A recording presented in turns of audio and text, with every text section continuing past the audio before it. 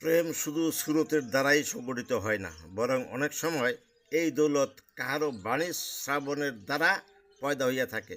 সুমিষ্ট কণ্ঠস্বর কর্ণগোচর হওয়া মাত্রই কাহারও প্রতি অলক্ষেই মনের আকর্ষণ হইয়া পড়ে।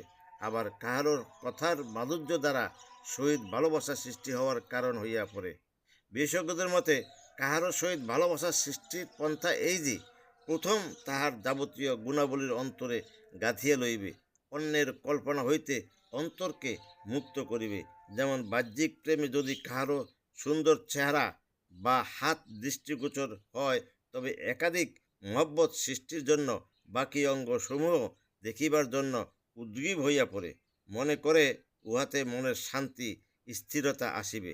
প্রকৃতপক্ষে অস্থিরতা গর্বিত হয়। চিকিৎসা যত বেশি করা হইতেছে, রোগের তীব্রতা তত বেশি বাড়তেছে।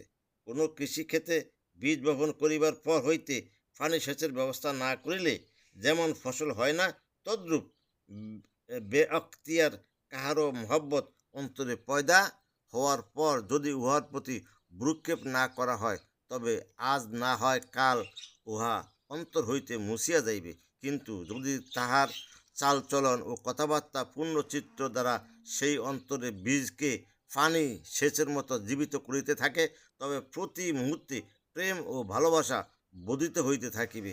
আল্লাহ পাক আমাদেরকে আল্লাহর প্রতি ভালোবাসা, রাসূলের প্রতি ভালোবাসা, দ্বীনের প্রতি ইস্তেকামাত দান করুন। আমিন সুম্মা আমিন।